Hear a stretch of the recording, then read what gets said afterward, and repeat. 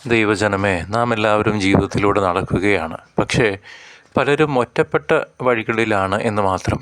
വിശാലമായ വഴിയും വലിയ വാതിലും കണ്ണുകളെ ആകർഷിക്കുമ്പോൾ കൂട്ടായ്മയെയും കൂട്ടായി നടക്കുവാനുമുള്ള ആ സൗന്ദര്യത്തെയും പലരും നഷ്ടപ്പെടുത്തുകയാണ്. ഒറ്റയ്ക്കിരുന്ന് ലോകത്തിൻ്റെ മറഞ്ഞിരിക്കുന്ന കാഴ്ചകളിൽ മുങ്ങിപ്പോകാനാണ് നമ്മിൽ പലർക്കും ഇഷ്ടം.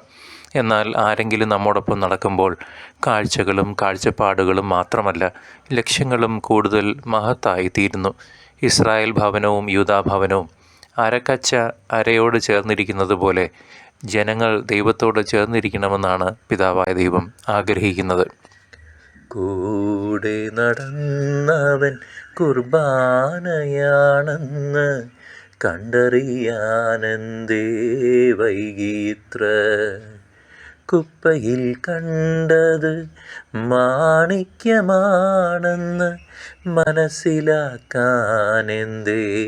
മടിച്ചതിത്ര. ദൈവത്തിൻ്റെ കരുതലും സ്നേഹവും നേരിട്ട് അറിഞ്ഞിരുന്നിട്ടും ഇസ്രായേൽ ജനങ്ങൾ സുഖജീവിതത്തിൽ വീണു, വിഗ്രഹാരാധനയിൽ സംതൃപ്തി കണ്ടെത്തി.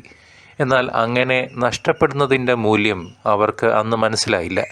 ആത്മീയനായ മനുഷ്യൻ എല്ലാറ്റിനെയും തിരിച്ചറിയുന്നുവെന്ന് 1 കൊരിന്ത്യർ 2:15 നാം വായിക്കുന്നു. സഹോദരങ്ങളെ, കൂടെയുണ്ടാകുന്ന ഒരാൾ നൽകുന്ന കരുത്തും ആത്മവിശ്വാസവും വാക്കുകൾക്ക് അതീതമാണ്.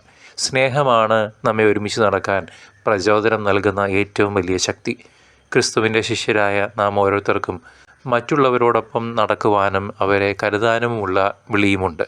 അതിനാൽ ദൈവം നമ്മുടെ ജീവിതത്തിൽ ചേർത്തിരിക്കുന്ന പ്രിയപ്പെട്ടവരോടൊപ്പം, ജീവിത പങ്കാളിയോടൊപ്പം ആത്മാവിൻ്റെ നിറവോടെ ജീവിച്ച് കർത്താവിനോടൊപ്പം കൂട്ടായി നടക്കുക എന്നതാണ് നമ്മുടെ ഉന്നതമായ വിളി.